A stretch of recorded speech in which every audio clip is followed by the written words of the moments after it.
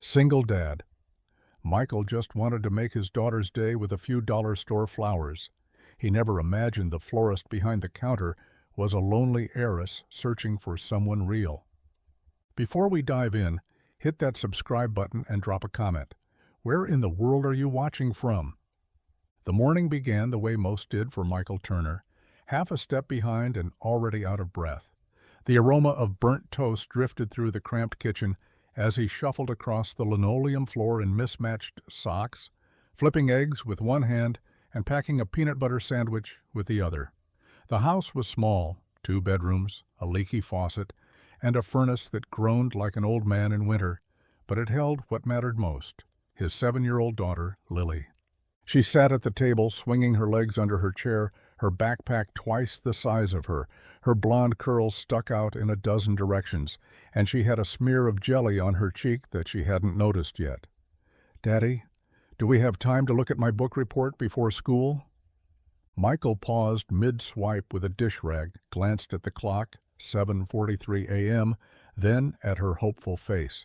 "Real quick, kiddo," he said, crouching beside her as she proudly opened a folder covered in crayon hearts. She read with a concentration that made his chest tighten.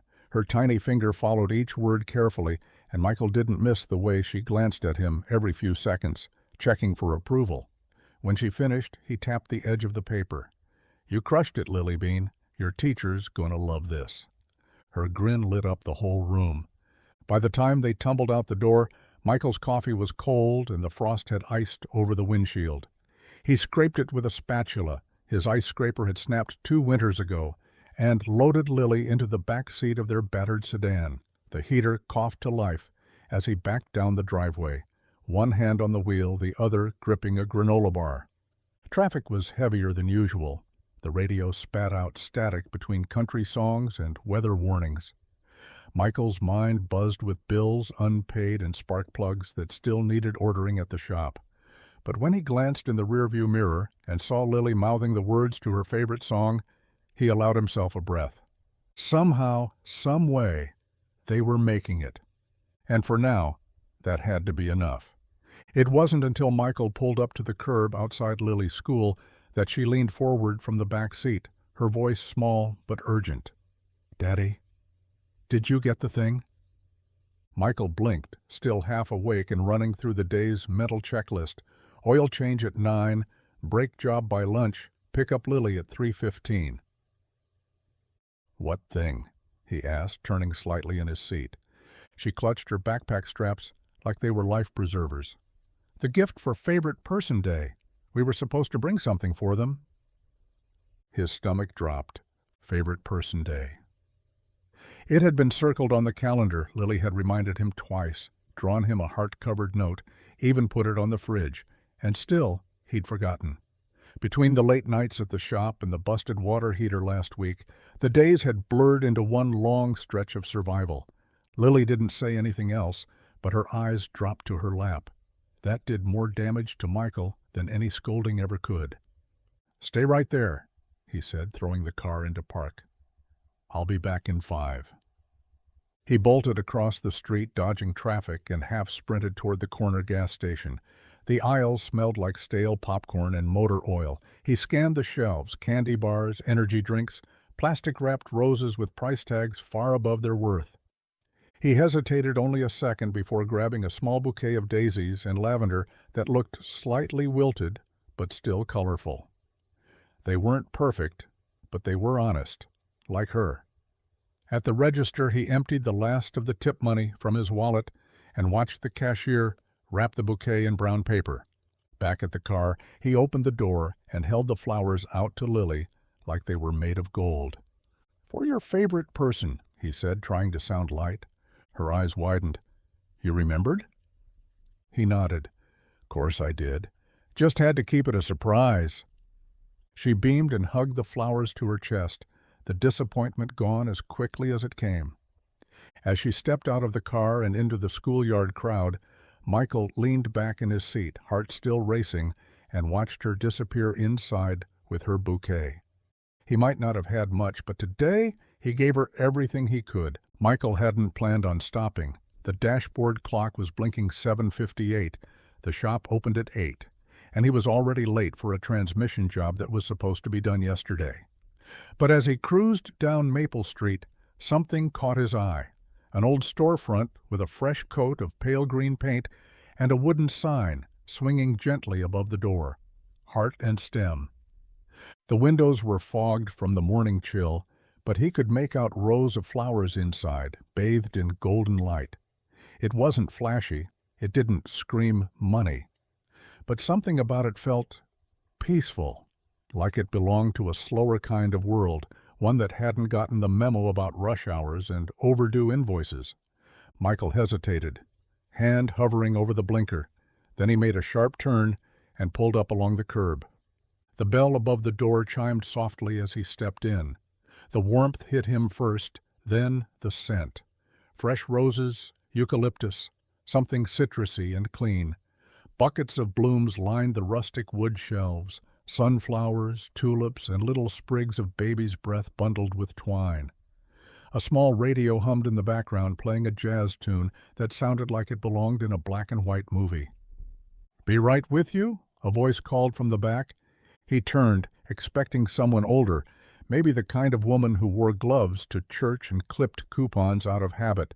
But instead, a young woman stepped out from behind a curtain, wiping her hands on a linen apron.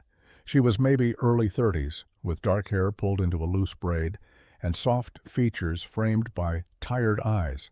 Beautiful, but not in the way magazines sold it. Real, quietly striking. "Hi," she said, offering a gentle smile. "Looking for anything special?" Michael cleared his throat, suddenly aware of his grease-streaked jeans and the lingering smell of motor oil on his jacket. Something simple for my daughter. School thing." The woman nodded, already reaching for a cluster of fresh daisies. "She sounds lucky." "She is," Michael said, and meant it. She looked up at him then, her eyes searching his face for something. Understanding, maybe. Recognition. Or maybe she was just curious why a tired man with rough hands was standing in the middle of her flower shop at 8 in the morning. "I'm Evelyn," she said. "Michael." And just like that, a door quietly opened between two strangers, one with dirt under his nails, the other with secrets buried deeper than roots. Michael stood awkwardly near the front counter, scanning the prices tucked beside the blooms. The arrangements were beautiful, lush and full, tied with silk ribbon and arranged with an artist's precision, but even the smallest ones looked like they'd put a dent in the grocery money. His fingers drifted toward his wallet, mentally calculating what was left after rent and gas and the tire patch he still hadn't bought. "Any favorites?" Evelyn asked gently, sensing the hesitation. He glanced at her, then pointed toward a corner bucket holding a loose, mismatched bundle, lavender stems, daisies, and tiny blue wildflowers he couldn't name. They were a little uneven, a little scrappy, kind of like his life. "How much for those?" She smiled, and he saw something shift in her expression, something unspoken. $3. Michael raised an eyebrow. "Seriously?" "They're end-of-week stems, a little wild but still lovely." He nodded. "Perfect." Evelyn moved around the counter and carefully pulled the flowers free, gently fluffing them with her fingers. She didn't rush. She didn't treat them like scraps. Instead, she wrapped them in brown paper with such quiet care it caught Michael off guard. She tied them with a piece of twine, knotted just once, then tucked in a tiny sprig of rosemary from a nearby jar. "It means remembrance," she offered when she saw him glance at it. Michael didn't know what to say, so he just nodded and took out the crumpled bills from his pocket. She didn't count the money, just slipped it into a tin and handed him the bouquet with a smile that didn't quite reach her eyes. "Tell your daughter she has excellent taste." "I will. Thanks." He turned to go, pausing only once to glance back at the small shop and the woman standing behind the counter. She looked calm, composed, but there was something else beneath it, like she was waiting for something or someone. As the bell chimed behind him and the door closed, Evelyn stayed where she was, her hands still dusted with pollen. She stared at the empty space where he'd stood and felt, for the first time in weeks, a strange flicker of warmth. Not because he'd bought flowers, but because he'd seen her and didn't look away. Lily came bounding out of the school doors like a ray of sunshine breaking through a cloudy sky. Her puffy jacket flapped open, her pink backpack bouncing with each step as she made a beeline for Michael's car. The moment he stepped out and held out the small wrapped bouquet, her eyes lit up like it was Christmas morning. "For me!" she gasped, hands flying to her mouth. Michael nodded, offering the flowers like they were a priceless treasure. "Favorite person day, remember?" She took them carefully, like they might float away if she gripped too tight. "They smell so good," she whispered, burying her face in them. "These are the prettiest flowers in the whole world." Michael smiled, a slow, quiet kind of smile that settled deep in his chest. $3 and a bit of twine, and he just made her week, maybe her year. "I wanted to make sure you had something special," he said, brushing a strand of hair out of her eyes. "You're my favorite person, too, you know." She grinned, teeth gapped and heart wide open, and hugged him with one arm, flowers squished awkwardly between them. "You're the best dad ever." He didn't say anything. He just held her a moment longer, letting the weight of the day melt into the warmth of her joy. Across town, Evelyn stood by the window of Heart and Stem, a cup of tea cooling in her hands. The shop was quiet, the street mostly empty save for a few passing cars and a mail truck idling by the curb. She should have been restocking the roses or sweeping up fallen petals, but her thoughts kept drifting, back to the man with the tired eyes and quiet gratitude. The way he'd chosen the messiest little bouquet in the shop like it was worth its weight in gold. He hadn't asked for anything fancier. He hadn't flinched at the imperfections. He just wanted something honest for someone he loved. It was rare, that kind of simplicity, that kind of depth. Evelyn set down her tea and picked up a fresh bundle of wildflowers to sort. But as she worked, she realized something had shifted. She'd met a lot of customers over the years. But this one? He stayed. Not in the room, but somewhere quieter, somewhere deeper. And she wasn't sure yet what that meant, only that it mattered. The shop was quiet in the late afternoon, the kind of silence that settled in like dust, soft, familiar, and just a little bit sad. Evelyn moved through it on autopilot, trimming stems, misting roses, adjusting the daisies in their jars like she'd done every day for years. The smell of jasmine and eucalyptus clung to her skin, and a half-finished cup of tea sat cold beside the register. She glanced up at the bouquet station where the little wildflowers had been, the ones she'd wrapped for Michael that morning. He hadn't chosen them because they were cheap. He'd chosen them because they were enough. Enough. The word echoed louder than she wanted it to. She turned away, walking to the back room and pushing open the door to her tiny office. The walls were covered in pressed flowers, dried arrangements, and old botanical prints she'd collected over the years. But tucked behind a stack of catalogs was an envelope she hadn't opened in weeks. Her father's handwriting stared back at her. "Evelyn, please call me." She didn't. Instead, she sat at the little desk and let her fingers trace the edge of the envelope. Heart and Stem hadn't always been hers. It had belonged to her mother once, a quiet woman who found joy in the soil, in the slow growth of things. When she died, Evelyn inherited the shop, and with it a chance to disappear from the world she'd left behind. Hart and Sinclair. A name that still filled headlines, a retail empire sprawling across states and continents, her father's empire. And hers, technically, if she ever chose to claim it, but she hadn't. She'd walked away from the board meetings and private jets, from the family name with all its weight and gold edges, from the life where everyone wanted something, but no one wanted her. Here in the shop, people didn't ask who she was. They saw her hands, her work, the flowers she arranged with intention and quiet care. Here she could just be Evelyn. Still, today had left a mark. Michael Turner hadn't known who she was. He didn't care. And for the first time in a long time, someone had looked at her like she wasn't made of glass or dollar signs.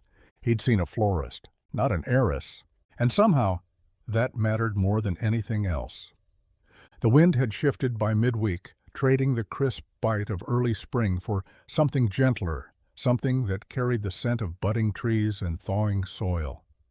Evelyn was refilling the eucalyptus bucket near the front window when she saw him. Michael Turner, same beat-up jacket, same worn-down boots, hands shoved into his pockets like he was fighting the cold or maybe just the day. He walked with that slightly hunched posture that came from years under hoods and engines, his eyes squinting against the sun as he moved down Maple Street. He wasn't looking at her window, wasn't looking for her at all. But Evelyn found herself stepping closer anyway, heart knocking once, hard. She should have let him pass, but something wouldn't let her. She grabbed a little printed card off the counter, something the wholesaler had sent with appreciation sale, 10% off, scrawled in bold, floral lettering, and pushed open the door just as he passed. "Hey!" she called out, the bell above the door jingling like backup vocals. "You were in here the other day, right? For your daughter?" Michael stopped mid-step and turned. "Yeah, I was. Lily loved the flowers, by the way." "Good," Evelyn said, tucking a loose strand of hair behind her ear. "We're running a little customer appreciation thing this week. Thought you might want to check it out. 10% off everything." He raised an eyebrow. "Appreciating customers who spend $3 on wilting wildflowers?" Her cheeks flushed slightly. "It's not about the money." Michael hesitated, then glanced toward the shop. "I've got a lunch break to kill." "Then come in," she said, stepping aside. Inside, the shop was as he remembered, warm and earthy, sunlight stretching across wooden shelves and glass jars filled with life. Evelyn moved with an ease that made everything feel softer, realer. She handed him a fresh coffee without asking what he liked. As he sipped, he wandered a little. His fingers brushed over petals, paused at a photo on the wall of a woman who looked a lot like Evelyn, but older, softer. He didn't ask questions, neither did she, but something had shifted again, not loudly, not all at once, just a blooming curiosity, quiet, rooted, beginning. The coffee was too strong and slightly burnt, but Michael didn't complain. It was warm, and his hands were cold from the walk. He sat at the little wooden table near the front of the shop, a makeshift customer corner where Evelyn sometimes read during slow hours. She joined him with her own cup, fingers curled around the ceramic like she was trying to hold on to something solid. Outside, the street bustled in that slow, small-town way. Occasional footsteps, the creak of bike chains, a mail truck lurching past. Inside, it was just the two of them and the scent of fresh-cut stems. "So," Evelyn said, voice soft but steady, "how long have you been a mechanic?" Michael leaned back, taking a sip before answering. "Since I was 16. Started working in my uncle's garage after school. Just kind of stuck." "You like it?" He shrugged. "It's honest work, not glamorous. Pays the bills. Most days." There was no bitterness in his tone, just fact. That grounded kind of acceptance Evelyn didn't hear often in the world she used to live in, where everyone either chased more or pretended they had it. Michael wasn't performing. He wasn't trying to impress her. He didn't even seem entirely sure why he'd accepted her invitation. "And your daughter, Lily?" she asked. His face softened instantly, the corners of his mouth lifting in that quiet, protective way only fathers do. "She's everything. Keeps me going, keeps me honest, too. Can't even sneak a cookie in the house without her catching me." Evelyn smiled genuinely. "Sounds like she's got a good role model." Michael let out a dry chuckle. "I'm just trying not to screw her up too badly." There was a silence that stretched for a moment, comfortable, then something more. Evelyn studied him, not the grease under his nails or the tired in his eyes, but the calm beneath all that noise. He was nothing like the men she'd grown up around, and maybe that's why she couldn't stop staring. "You ever think about doing something else?" she asked. Michael looked at her, thoughtful. "Sometimes, but I think I'd rather be good at something simple than mediocre at something big." That answer did something to her, shifted something. She didn't know what. He didn't ask her about herself, didn't prod. But for the first time in a long time, Evelyn found herself wishing someone would. The morning had started beautifully, sunlight streaming through the tall front windows of Heart and Stem, the air soft and breezy with the scent of hyacinth. Evelyn had wheeled her old flower cart outside to catch the early foot traffic, filling it with mason jars of fresh-cut stems, a chalkboard sign reading, "Build your own bouquet, $5, propped beside it. She was just beginning to rearrange a drooping row of tulips when she heard it. A soft hiss, followed by an unmistakable thunk as the back wheel of the cart sagged to one side. She crouched down and sighed. Flat tire. Of course, it was a small thing, barely bigger than a bicycle wheel, but it had collapsed completely. The cart tilted, spilling a few blooms onto the sidewalk. Evelyn began gathering them up, more irritated at herself than anything. The wheel had been wobbly for weeks. She'd meant to fix it. That's when she heard footsteps. "Need a hand?" She looked up to find Michael standing at the edge of the sidewalk, a to-go coffee in one hand, work gloves tucked into his back pocket. He was still wearing his garage shirt, dark blue with his name stitched in thread over the heart. "It's nothing," she said quickly. "Just the cart. Flat tire. I'll figure it out." He crouched beside her without waiting for permission. "You got a wrench?" She blinked. "A what?" Michael grinned.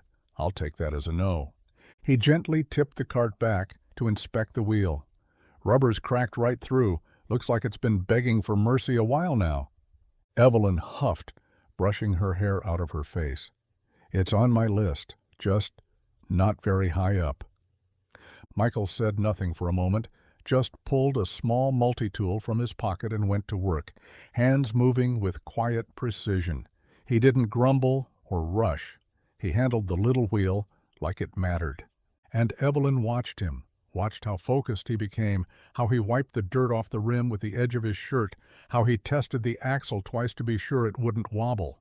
"There," he said, finally standing. "It's not perfect, but it'll hold for now." She looked at the cart, then at him. "Thank you," she said, quieter than before. Michael shrugged. "Wasn't much." But it was. It really was. Saturday mornings were sacred in the Turner household, reserved for laundry, cereal, and catching up on all the things that didn't get done during the chaos of the week. But that morning, Lily had other plans.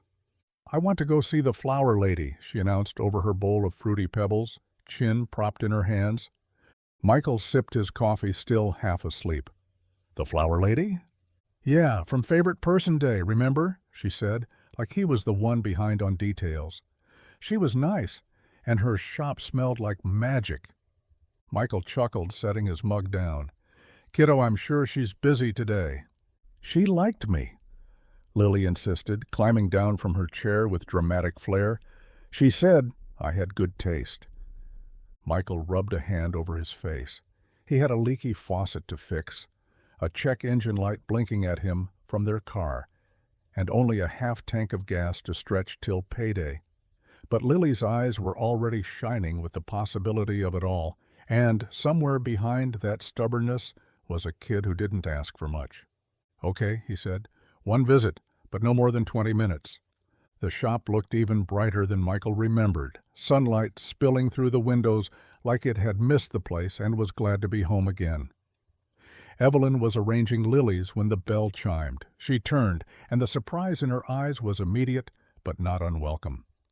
"Well, look who's back," she said, her smile blooming instantly. Lily raced in, nearly knocking over a display of vases. "I wanted to show you my new notebook. It has flowers on it, just like yours." Evelyn knelt to her level, laughing softly. "That's beautiful. You've got excellent taste." Michael hovered awkwardly by the door, hands in his jacket pockets. "She's been asking about you all week." Evelyn glanced up, her smile softening. "That's the nicest thing I've heard all day." They stayed longer than 20 minutes. Evelyn gave Lily a tour of the shop, even letting her mist the ferns and label a few jars. Michael watched from a distance, more relaxed than he'd felt in days. When they finally left, Evelyn stood in the doorway, watching them disappear down the sidewalk. Her heart felt full in a way she hadn't expected, not with noise, not with excitement, just warmth. Like spring finally deciding to stay. The rain had started around noon, soft at first, like a whisper against the shop windows. But by 3, it was coming down in sheets. The gutters overflowed, the street outside turned into a shallow river, and Evelyn stood in the doorway of heart and stem, jacket pulled tight, watching the downpour with a sinking feeling at it. She'd made the mistake of walking to the shop that morning, trusting the weather forecast like it hadn't failed her before. Her umbrella had snapped in the first gust of wind, and now she was stranded, cell signal dropping in and out, and the buses too backed up to bother. She debated calling her father's driver. Technically, she still had the number, but something about that felt like failure, like surrendering a piece of the quiet life she'd worked so hard to carve out. Just as she was about to close up and figure it out later, her phone buzzed. Michael Turner. Hey, need a lift? Evelyn stared at the screen, a smile tugging at her lips. How did he... Another text followed. Lily saw the weather and said, "We have to go get the flower lady." Hard to argue with that. 20 minutes later, headlights cut through the curtain of rain as a beat-up blue pickup rolled to a stop in front of the shop. Evelyn locked the door and ran, splashing through puddles as the wind howled down Maple Street. Michael leaned over and popped open the passenger door. "Hop in before this thing floats away." She climbed in, dripping wet, laughing despite herself. The truck smelled like leather, old pine air freshener, and faint traces of motor oil. Lily was curled up in the back seat, scribbling in her notebook. "Hi, Evelyn," she chirped, without looking up. "Hi, sweetheart," Evelyn said, heart warming as she settled in. As Michael drove, wipers working double time, Evelyn stared out the fogged windshield. The world beyond was a blur of water and wind, but inside the cab, everything felt steady, safe. The dash was cracked. The heater clicked every few minutes, but the silence wasn't awkward. It was familiar. "You didn't have to come all the way out," she said softly. Michael glanced at her. "Didn't feel right, letting you walk home in this." Evelyn turned toward the window, hiding the way her throat tightened. Through his windshield, the world was stripped of pretense. Just pavement, sky, and people who showed up when it counted. She liked this view better. The rain had long since passed by the time Evelyn worked up the nerve to hand Michael the invitation. The sky had turned that soft watercolor blue of early spring, and the shop smelled of lilac and fresh soil. She held the envelope in her hand like it might bite. Michael had stopped by to pick up a small pot of violets Lily had absolutely needed for her windowsill, and Evelyn found herself lingering near the counter, stalling. "So, there's this thing," she said, sliding the envelope toward him across the wood grain. Michael raised a brow, glancing at it like she'd just handed him a job application. "Thing? It's a garden party," she said quickly, too quickly. "A fundraiser, Saturday afternoon, family-run charity. I help host it every spring." Michael didn't move to pick it up. "You want me to go?" "And Lily," she added. "There'll be food, music, face painting even. I thought she'd like it." She left out the rest. The part about the manicured estate in Rose Hill, the press coverage, the gleaming crowd of donors and legacy families who'd flown in from out of state. She didn't want to see the look in Michael's eyes when he realized the truth about who she was. Not yet. He finally opened the envelope and studied the thick cardstock. It was far too elegant for anything she'd claimed was casual. "This looks fancy," he said, voice neutral. "It's not that serious," she lied. "You don't have to wear a tie or anything." Michael smirked. "I don't even own a tie." Evelyn laughed, more nervous than amused. "You'll be fine. I'd really like you to come." He studied her for a moment, like he was trying to read the spaces between her words. But then he nodded, tucking the invitation into his jacket pocket. "All right, we'll come." When he left, Evelyn exhaled, shoulders sagging. She hated the half-truth, hated the feeling of hiding. but part of her needed to see something. For once in her life, could someone see all of her and still stay? Saturday would be the test, and she wasn't sure she was ready for the answer. The estate in Rose Hill looked like something out of a magazine. Long, winding driveway framed by willows, white tents fluttering on manicured lawns, waiters in black vests weaving through clusters of guests holding champagne flutes instead of coffee mugs. Michael hadn't even made it out of the truck before he felt it, the tightening in his chest, the instinct to turn around. He glanced at Lily in the passenger seat, her braids bouncing as she clutched a crumpled drawing for Miss Evelyn. She was beaming, excited, utterly unaware of how out of place her father felt.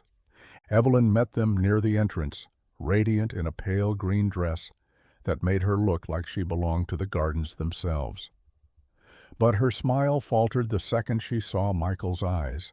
He was looking past her, at the guests, the cameras, the name Heart printed across the banner strung above the tent. Lily ran ahead, weaving through the crowd toward the crafts table. Michael stayed frozen beside the truck.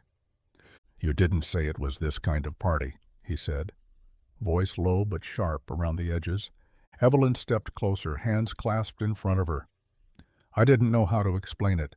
I didn't want it to matter before it had to." He let out a short breath. Not quite a laugh, not quite anything. "Heart, as in Hart and Sinclair? You're that Heart?" "Yes." Silence stretched between them, filled only by the hum of the event around them. Soft jazz, murmured conversation, the pop of a champagne cork. "You should have told me," he said finally, not accusing, just tired. "I'm standing here in a flannel shirt and scuffed boots, surrounded by people who probably have monogrammed pajamas." Evelyn reached for his arm but stopped herself. "You don't need a suit or a last name that opens doors. That's not why I invited you." "Then why did you hide it?" His voice cracked just slightly, more from disappointment than anger. "I didn't want you to look at me differently," she said, and for the first time he saw something behind her usual composure. Fear.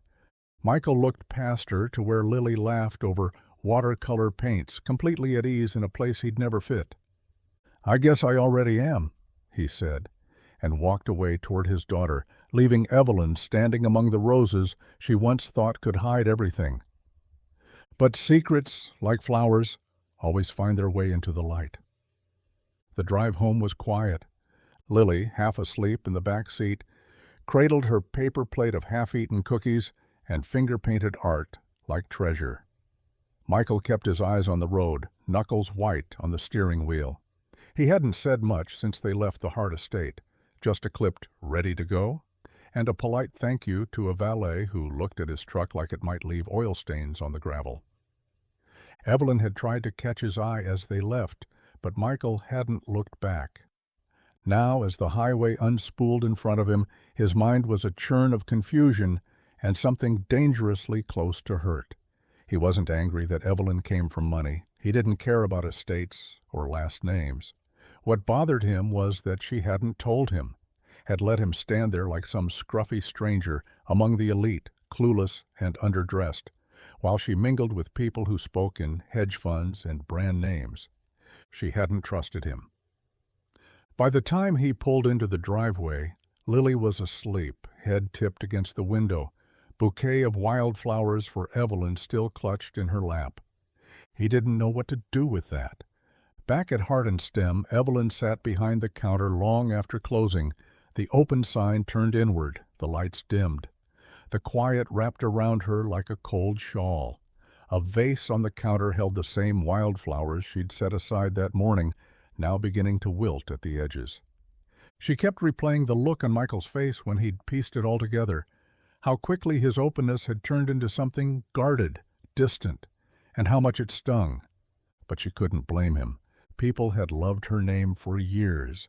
They loved what it could do, where it could get them.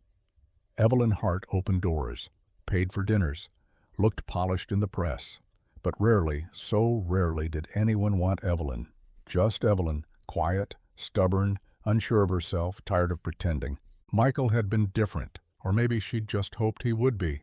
Now trust, something so fragile and slow-growing, had bent under the weight of unspoken truths, and she couldn't help but wonder if it would bloom again. The letter came folded in thirds, crayon-colored on construction paper, and tucked into a small envelope with a heart sticker sealing the flap. Evelyn found it waiting on the shop counter the following morning, slipped through the mail slot some time before sunrise. At first she thought it was another brochure or donation request left over from the fundraiser, but when she opened it, a small slip of paper fluttered out, along with a drawing of a flower that looked more like a sun with leaves. She read the handwriting slowly, each crooked letter drawn with care. Dear Miss Evelyn, thank you for the party and the paints and the flower juice you gave us. Daddy called it lemonade, but I know it was special. I liked your dress. You looked like a garden.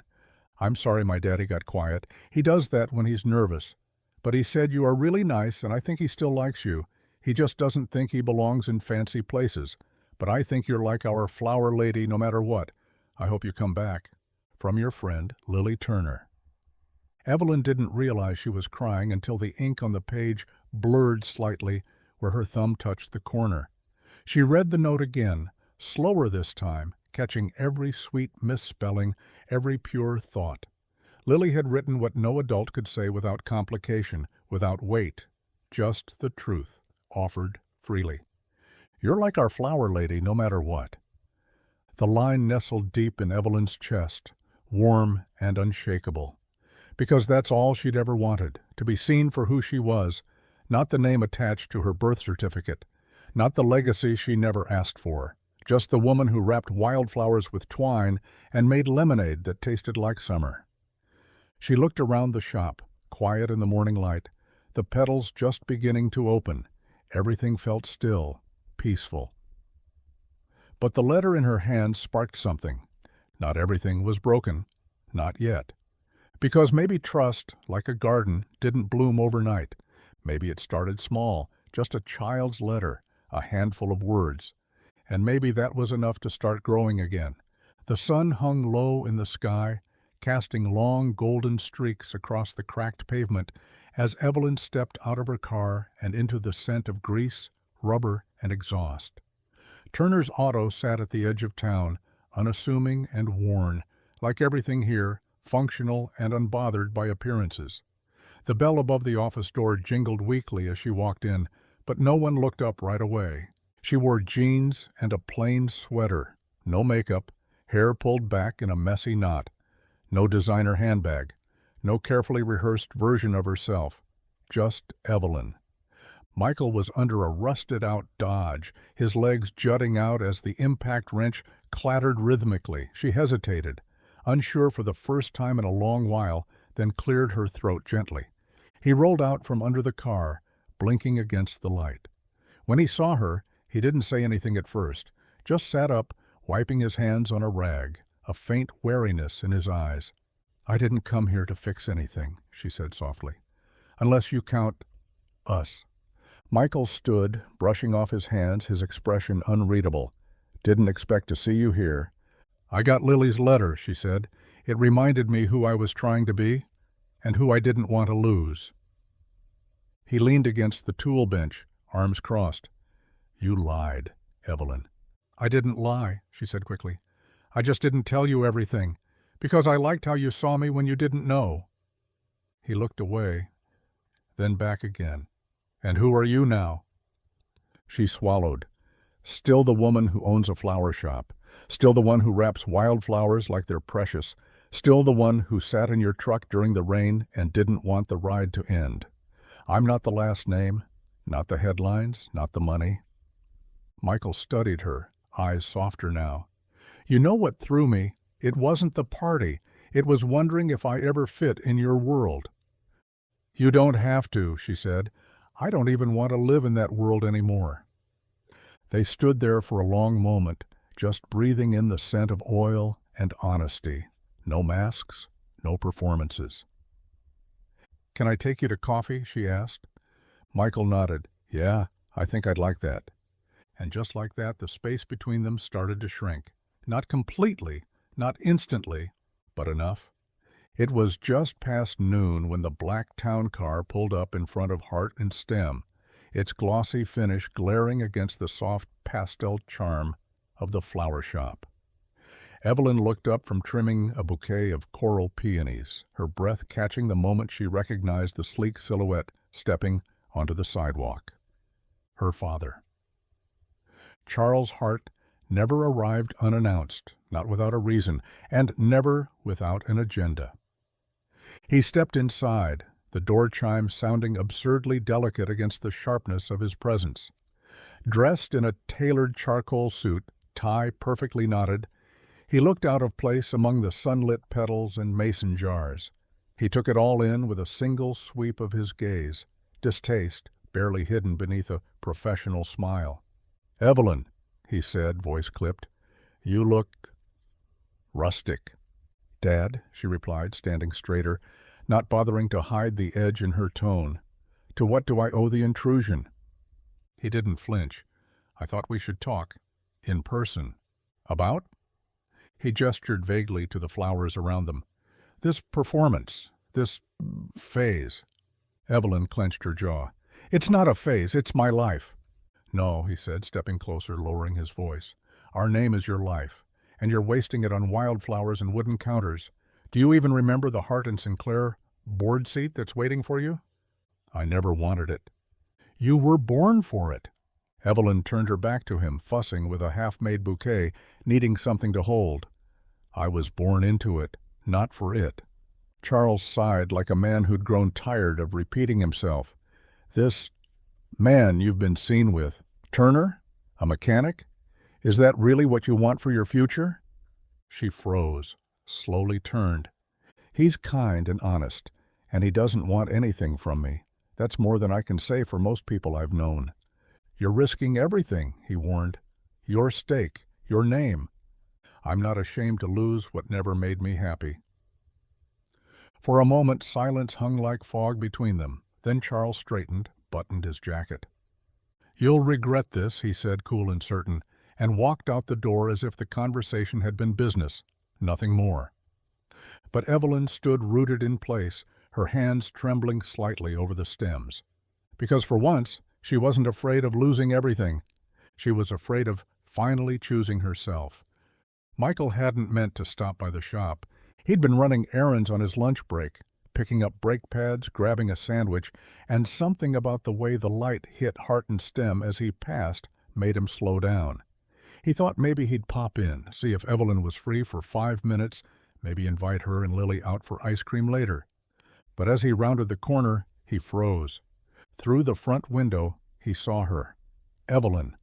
Standing across from a tall man in a suit so sharp it looked like it belonged in a magazine. The man was close.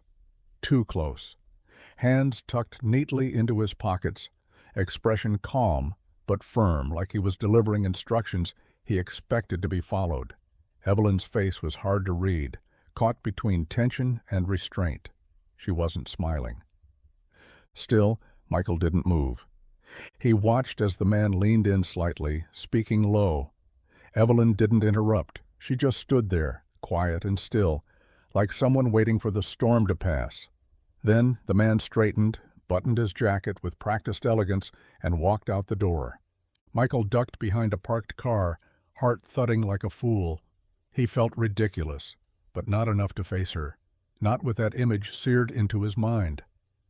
Later, back at the garage, he couldn't focus. His wrench slipped. He stripped a bolt. He stared at the ceiling longer than the job in front of him. Who was that man? Someone important, obviously. Probably the kind of person Evelyn actually belonged with. A man who wore silk ties and gave orders without needing to raise his voice. Someone from her real world. Michael looked down at his oil-stained hands, the faded name patch on his shirt, the calluses that never went away no matter how much lotion Lily tried to make him use. He'd been fooling himself. Maybe she'd liked the simplicity. Maybe she'd even meant what she said. But eventually, Evelyn Hart would wake up and remember who she was. And Michael Turner, with his rusted truck and patched-up life, would be nothing more than a detour, a good story. But not the destination. The knock came just after closing. Evelyn stood behind the counter, sweeping up petals from a dropped bouquet, when she heard it, firm, expectant, and far too familiar. She didn't even have to look to know it was him. Charles Hart stepped inside without waiting for an answer. He didn't glance at the fresh arrangements lining the windows, didn't notice the soft jazz playing on the old radio. His presence dimmed everything, like a storm cloud in a sunlit room. "I'm not staying long," he said, voice brisk. "There's a gala next week. The board wants to formally announce your return." Evelyn didn't stop sweeping. "I never said I was coming back." He frowned. "You didn't need to. This phase has lasted long enough. I gave you space to figure it out, Evelyn. Now it's time to stop playing florist and come back to your future." She leaned the broom against the wall and folded her arms. "My future is here." Charles stepped closer, gaze sharp. "This place? That man?" "I'm not discussing Michael with you," she said coolly. "You don't know him, and you don't get to decide what's worthy of me." He sighed. "I'm not the only one concerned. The Everetts have asked about you, Nathan in particular. He's patient, respectful. You two always pod." "No," Evelyn said flatly. "I'm not marrying a man you picked like a wine pairing. He's successful, from a good family. He understands your life." "My life?" She laughed, bitter and quiet. "You mean your version of it. The one with dinner parties and stock options and husbands who treat wives like company assets." "You're being dramatic." "I'm being honest," she snapped.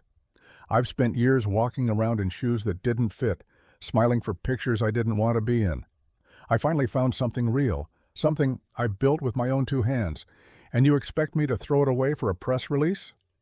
Charles looked at her, really looked, and for a moment she saw it, doubt flickering behind his carefully managed expression.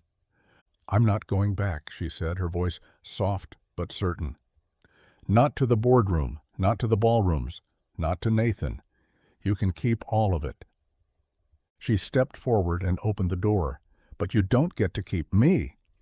He said nothing as he walked out, and this time Evelyn didn't watch him go.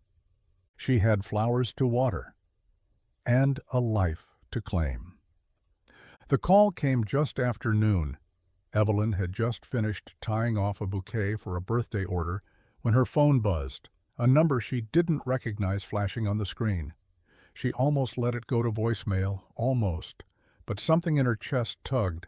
"Hello? Hi, this is Nurse Carter at St. Vincent's. We have a Michael Turner here listed you as an emergency contact." Evelyn's heart dropped. "What happened?" "He's okay, but he had a fall at work. Garage jack slipped. Minor concussion, a few stitches. He's stable, but we'd like someone here with him." The room spun briefly, then stilled. "I'm on my way." The hospital smelled like antiseptic and old tile, the kind of place where time stretched and everything moved half a beat too slow. Evelyn rushed through the ER doors, breath short, eyes scanning. Room 213. She found him propped up on a bed, IV in his arm, hair matted slightly with blood near the temple. He looked pale, not fragile, but dimmed, like the switch had been flicked low. He turned when she entered. "Evelyn?" "Hey," she said, breath catching. "You look like hell." Michael smirked faintly. "Appreciate the honesty." Before she could step closer, a small blur darted into the room. "Daddy!" Lily hurled herself onto the bed, careful not to jostle him too hard, tears already in her eyes. "You scared me," she mumbled into his shoulder. "I'm okay, sweetheart," he murmured, pressing a kiss to the top of her head. "Just took a little tumble." Evelyn stood in the doorway, suddenly unsure of her place. But then Lily looked up, eyes red and wide, and lit up. "Miss Evelyn!" She ran to her, arms thrown around her waist like they belonged there. "You came?" Lily whispered. "Of course I did," Evelyn said, kneeling to hug her back. "I wouldn't be anywhere else." Michael watched them, his daughter clinging to Evelyn like she'd always known her, and Evelyn holding her like she needed to. He blinked against the sting in his eyes. In that moment something shifted. Evelyn wasn't just the flower lady anymore. She was part of the picture, and somehow she fit. The hospital room had gone quiet hours ago. Lily was curled up on the pull-out chair, her breathing slow and steady beneath a threadbare blanket. The soft glow of a hallway light spilled under the door, and the faint beep of a heart monitor offered the only rhythm in the room. Michael lay in the hospital bed, head bandaged, IV still taped to his arm. He wasn't in pain, at least not the kind they treated.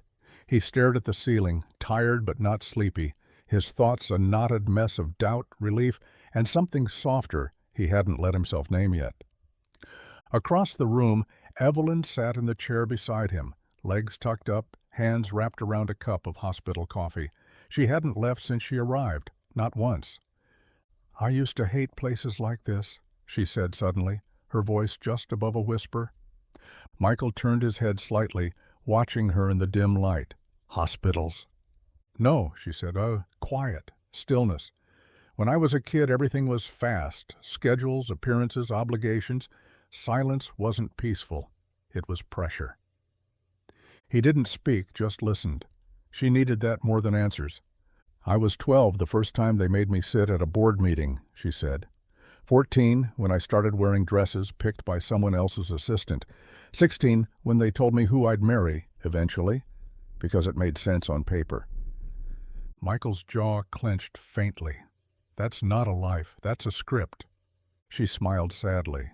"Exactly. And I was good at it, for a while." She looked at him then, really looked. Eyes soft but no longer guarded. "The shop was my mother's. It was the only place I ever saw her smile without faking it. After she passed, I took it over and disappeared. People thought I was grieving, but really, I was waking up." Michael let that sink in. "You didn't owe me all that," he said. "I did," she said, her voice gentler now, "because I wanted you to know the truth, all of it. No title, no money, just me." He stared at the ceiling again, letting the silence return, but this time it didn't feel heavy. "I believe you," he said after a long pause, "and I'm tired of being afraid of something good." She reached for his hand. He didn't pull away. For once, there were no performances, no pretending, just two people stripped of everything but truth. And it was enough.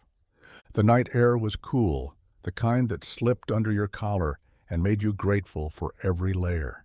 Michael's truck sat parked at the edge of Maplewood's old overlook, a quiet spot above the town where the stars felt closer, the world quieter.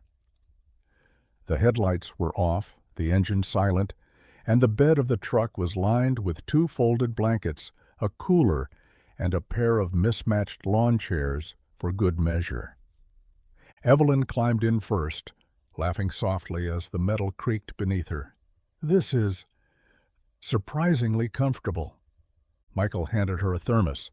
"Hot chocolate, Lily's recipe, half sugar, no regrets." She took a sip and closed her eyes. "That's dangerously good." They sat side by side on the blankets, their shoulders just brushing, eyes drawn upward to the wide open sky. The stars were scattered like glitter across deep velvet, and for once Evelyn didn't feel the itch to check her phone or fill the silence. "This place," she said after a while, "it feels like it doesn't care who you are." Michael nodded. "It doesn't." She looked over at him. "You've brought someone here before?" He shook his head. "Just Lily. And now you." That sentence sat between them, simple but full. Evelyn pulled the blanket tighter around her shoulders, warmth blooming somewhere below the surface. "I used to think dates had to be restaurants with 5 forks on the table," she said. "But this? Stars and sugar overload? It's better." Michael chuckled. "It's all I've got. It's everything I need."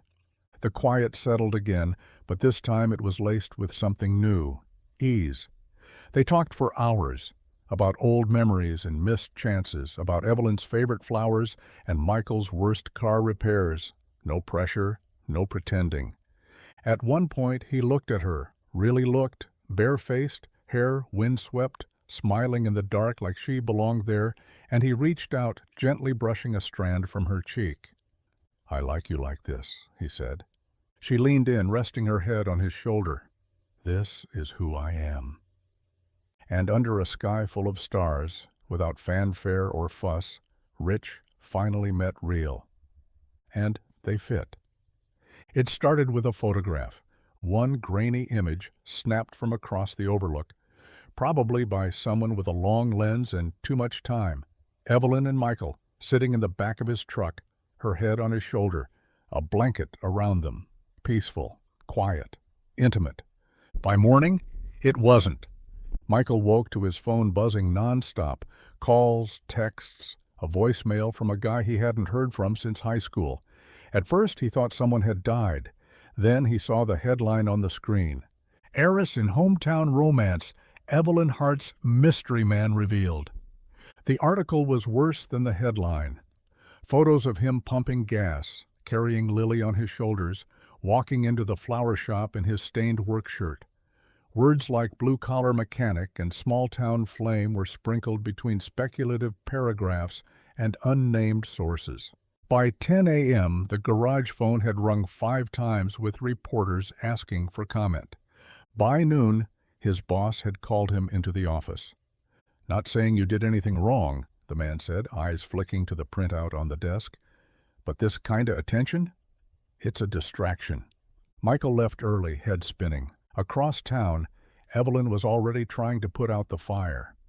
The moment the story broke, her father's assistant had called. The board wanted statements. Her father wanted silence. The PR team had prepared something vague and sterile.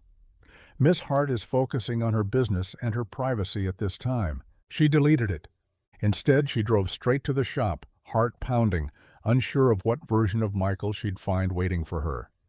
He was in the back lot, arms crossed, phone face down on the workbench.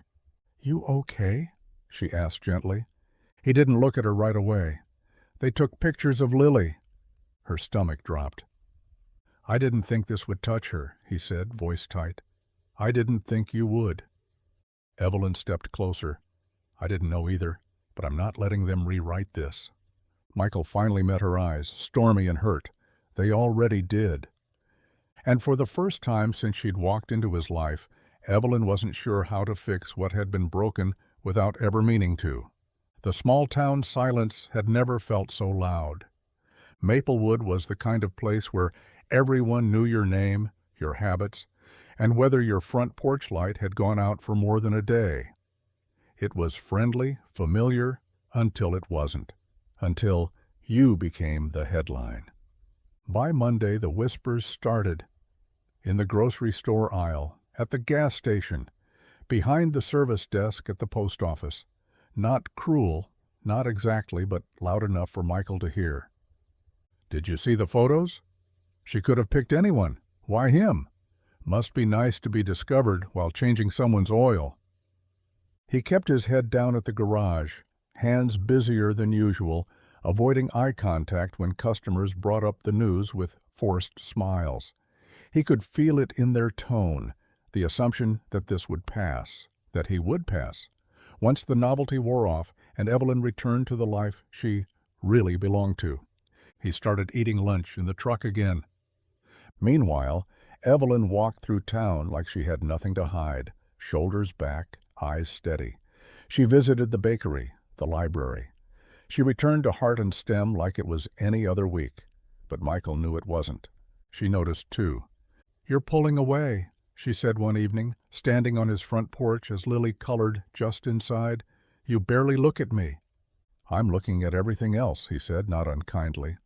"All of it, the press, the people, the gap between us." "There is no gap unless you put it there," she said. He sighed, leaning against the rail. "Evelyn, this town isn't built for what we are, and I'm not sure I am, either." She stepped closer. "I don't care what they think. I chose this life, remember? Not the boardroom, not the headlines, you. But I didn't choose this spotlight," he said. "Lily didn't?" That landed between them like a dropped stone. Evelyn's voice softened. "So what now?" Michael looked toward the horizon where dusk had started to settle over the trees. "I don't know," he said honestly, "but I'm starting to wonder if love's enough when the world keeps trying to pull us apart." And for the first time, Evelyn wasn't sure her strength alone could hold them together. The letter arrived in a thick, cream-colored envelope. No return address, just a gold-embossed Hart and Sinclair logo in the corner that made Evelyn's stomach twist before she even opened it. Inside, a formal proposal, a buyout. Charles Hart's signature graced the bottom of the document, but the decision had clearly come from the board. The terms were generous, almost offensively so. They were offering her full ownership of the company's lifestyle division, a clean break, no strings, no more board meetings, no more obligatory galas, just power, autonomy, and a fresh start. But it came with a caveat. She'd have to leave Maplewood, move to the city, run operations from headquarters, step fully into the empire, not as her father's daughter, but as her own force. For years, she'd dreamed of having that kind of control, the ability to shape things her way. No manipulation, no legacy shadows. She could rebuild the brand into something slower, softer, something honest. It should have been everything she wanted. But when she looked out the shop's front window and saw the cracked sidewalk, the kids riding bikes past the bakery, the place where Michael's truck used to idle just before closing, she felt hollow. This town had changed her, grounded her. He had. She sat at the work table, the proposal spread out in front of her like a roadmap to somewhere she wasn't sure she wanted to go. For the first time in a long while, she didn't feel excited by the power on offer. She felt conflicted. That night she walked the 2 blocks to the garage, even though she knew Michael wouldn't be there. The bay was dark, quiet, but she stood in front of it anyway, fingers curled around the envelope, wishing she could ask him what to do without making it his burden.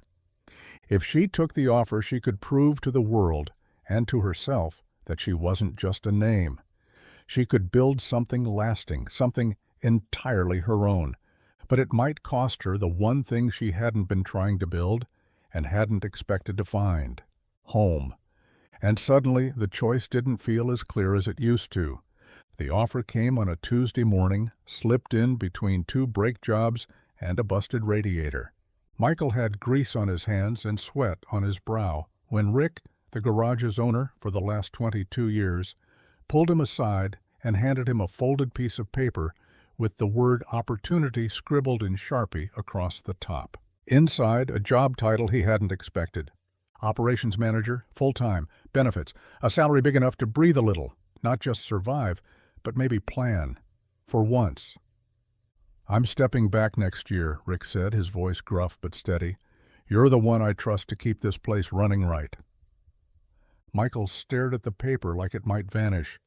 It was everything he'd been working toward for years, even if he hadn't dared name it. Stability, security, something solid for Lily's future. But then Rick added, almost as an afterthought, "I'll need your full focus, no distractions. This kind of role, it asks everything from you." Michael knew what that meant. No missed mornings because of sudden flower shop visits. No dodging phone calls from reporters. No second life blooming on the edges of this one. No Evelyn. That night, after Lily had gone to bed, Michael sat at the kitchen table, the offer in one hand and a photo of him and Lily in the other, taken at the town fair last summer, her face painted like a butterfly, his smile the kind that came from knowing he was enough, just as he was. But now he wasn't sure. Could he say yes to a future that required him to shut out a part of his heart? Could he build a life for Lily that didn't include the woman who'd made both of them feel like more than just survivors? It was the kind of decision that asked for clarity, but all Michael could feel was torn. Between the life he could finally secure and the love he wasn't sure he deserved to fight for. The evening air was thick with the kind of quiet that comes before something breaks. Michael stood outside the garage, arms crossed, back against the rusted siding. The town was settling down around them, shop windows dark, porch lights flickering on, the scent of rain somewhere in the distance. Evelyn had texted earlier. "Can we talk?" He'd said yes, though every part of him had wanted to say not yet. She arrived without fanfare, hair down, a cardigan wrapped tight around her like armor. There was no soft smile this time, no playful comment, just her, and that envelope in her hand. "I got the offer," she said. "A full buyout, no strings. It's everything I thought I wanted." Michael nodded slowly. "And?" "It means leaving Maplewood." He looked away. She took a step closer. "But it doesn't have to mean leaving you." Michael's jaw tightened. "It kind of does." "No," she said more firmly. "Not if you believe we can make it work. I want you to come with me, Michael. You and Lily. We could start fresh, build something together." He laughed, just once, hollow. "You want me to drop everything I've finally built here? For what? To follow you into a world I don't belong in?" "You do belong," she said. "With me." He shook his head. "I've spent years keeping Lily's life steady, safe, and now I've finally got a shot at something solid, a future for her that doesn't depend on borrowed time or someone else's promise." "And you think I'm a risk?" she said quietly. "No," he said, voice low. "I think we are." That silence again. This time it cut deep. Evelyn's shoulders fell. "I thought maybe we were the kind of risk worth taking." Michael didn't answer. He couldn't. Not because he didn't love her, he did in the way that scared him more than anything, but because love wasn't something he knew how to trust when everything else in his life had been earned the hard way. She waited one more beat, then handed him the envelope. "If you change your mind, you know where I'll be." And just like that, Evelyn turned and walked into the twilight. Michael didn't stop her, not because he didn't want to, but because part of him still didn't believe something that good could really stay. Michael found the bouquet on the kitchen table when he walked in. Stems uneven, colors clashing, and petals a little wilted from a long day in a 7-year-old's backpack. But even still, it was beautiful in its own way. A patchwork of dandelions, wild clover, and one stubborn tulip from the school garden. Lily sat at the counter, swinging her legs and peeling the label off a juice box. She didn't look up when she spoke. "I made them for Evelyn." Michael paused, keys still in hand. "Yeah?" She nodded, serious. "It was Flower Appreciation Day. We were supposed to make a bouquet for someone who makes us feel special." Her fingers fidgeted with the edges of a construction paper tag tied with yarn. "To Evelyn, from Lily." "She makes you feel special?" he asked, already knowing the answer. "She makes you feel special too," Lily said, finally looking up, "even when you pretend she doesn't." Michael swallowed hard, walked over, and sat beside her. "She's leaving," he said quietly.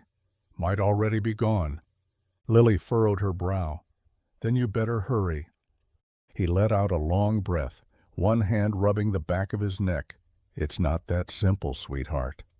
"Yes, it is," she said, and handed him the bouquet with both hands. "You should give these to her. People like her don't happen twice." The room went still for a moment. Michael stared at the messy little flowers, the ones picked with tiny fingers, and the kind of care that didn't come with conditions. It wasn't just a school project. It was a nudge, a reminder, from the one person whose opinion he trusted more than his own. He stood slowly, bouquet in hand, and kissed the top of her head. "You might be the smartest person I know." "I get that from you," she said, grinning. He didn't wait, didn't overthink it. Because for the first time in weeks, his fear wasn't louder than his hope, and that hope carried him out the door, flowers in hand, toward something he should have reached for a long time ago. The truck rattled as Michael pushed it harder than he had in years, tires humming against the road like a heartbeat trying to outrun time. The bouquet Lily had made was wedged carefully in the passenger seat, the yarn-tied tag fluttering with every bump. His hands gripped the wheel like he could will the lights to stay green. "Please don't be gone." He didn't know where exactly Evelyn would be, just that the offer's deadline was today, and that her flight to New York was scheduled sometime before sunset. She hadn't answered his texts. He didn't blame her. The radio buzzed with static, and the sun slanted low over Maplewood, casting long shadows across familiar streets that now felt like a maze. He checked the time on the dash. If she'd left already. He swallowed the thought. No, she's still here. She has to be. His first stop was the shop. Heart and Stem sat dark and locked, a single note taped to the glass. Closed today. Thank you for your love and support. The inside was clean, the counters cleared. No half-wrapped stems or half-finished cups of tea. It felt like goodbye. Michael's pulse kicked harder. He bolted back into the truck, heart pounding, as he turned toward the small airstrip outside of town. It wasn't much.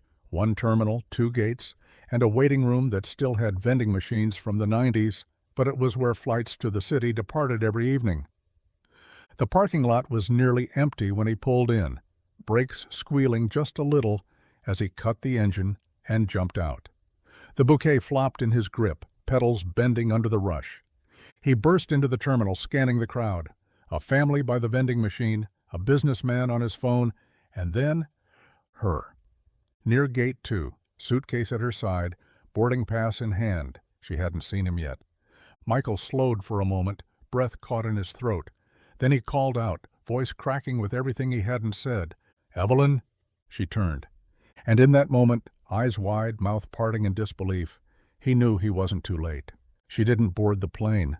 Evelyn had stood there, watching the doors open.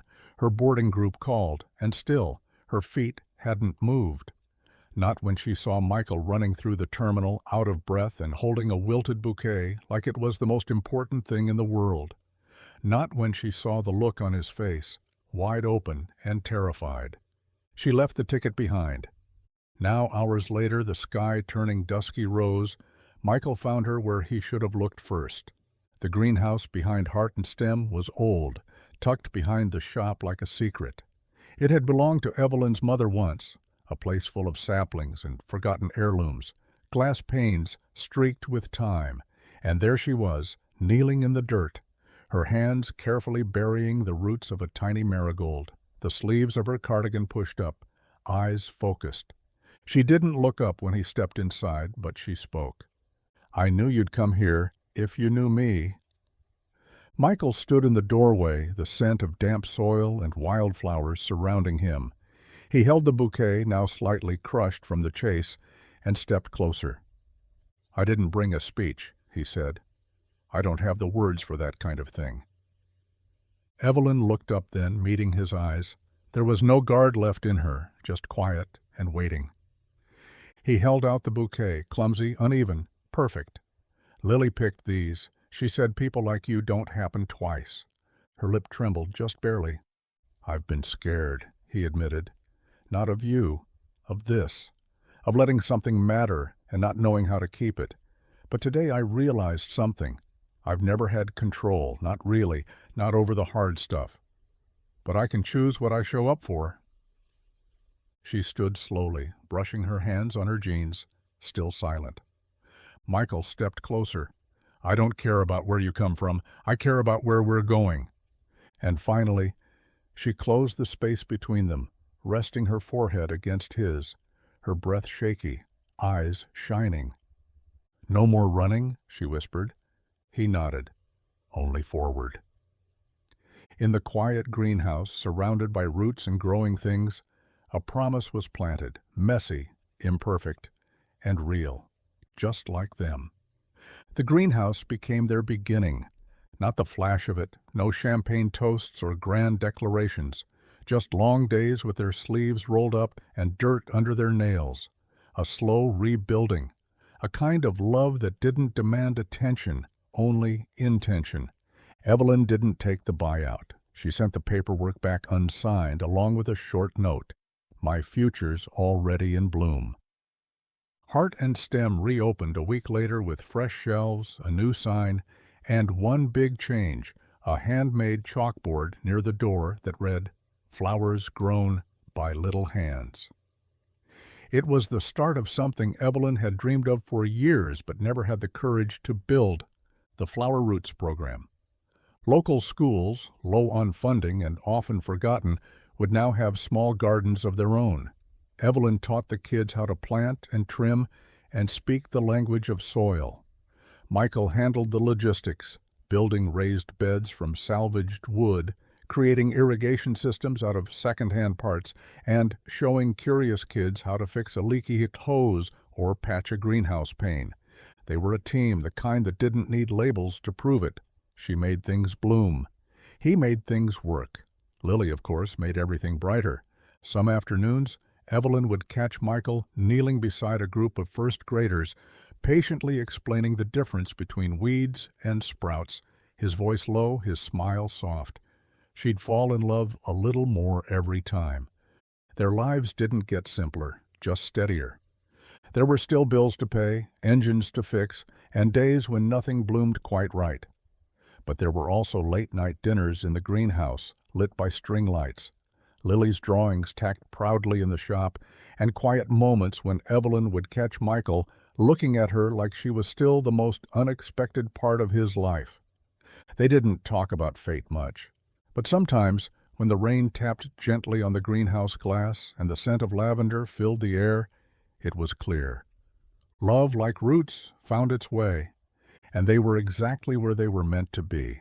The backyard of Heart and Stem had never seen so many folding chairs, or mason jars filled with lemonade, or that many wildflowers crammed into every vase, watering can, and wheelbarrow in sight. It wasn't the kind of wedding you'd find in a bridal magazine, but it was perfect. It was theirs. Michael stood at the end of the aisle, nervous but grounded, wearing a simple button-down shirt and the same boots he fixed cars in. His hair was combed, his sleeves rolled to the elbow, and a single marigold was pinned above his heart. Lily had insisted on that. She also insisted on being both flower girl and co-ring bearer, because in her words, "I've been here since the beginning." Evelyn walked down that aisle with her bare feet brushing the grass and sunlight tangled in her hair. Her dress was simple cotton, soft and fluttering in the breeze, and her bouquet looked like it had been gathered straight from the field, because it had. She'd picked it that morning before the shop opened, hand steady, heart full. The town had come out in full force, neighbors, customers, teachers, even Rick from the garage. No one wore tuxedos. The food came from potluck tables. Someone's cousin played acoustic guitar under a string of fairy lights strung from the greenhouse roof. It wasn't extravagant. It wasn't curated. It was real. When the vows came, Michael kept his simple. "You are the thing I didn't know I was allowed to hope for, but I'll spend the rest of my life making sure you know you were worth the wait." Evelyn's voice trembled, but her eyes didn't waver. "You loved me before you knew what the world called me, and you kept loving me after. That's all I've ever needed." There were tears, laughter. Lily practically danced during the first kiss, clapping louder than anyone. And as twilight settled and the stars blinked into place, Evelyn looked around at the people who'd gathered, their people, and knew the truth. Happily ever after didn't need a castle.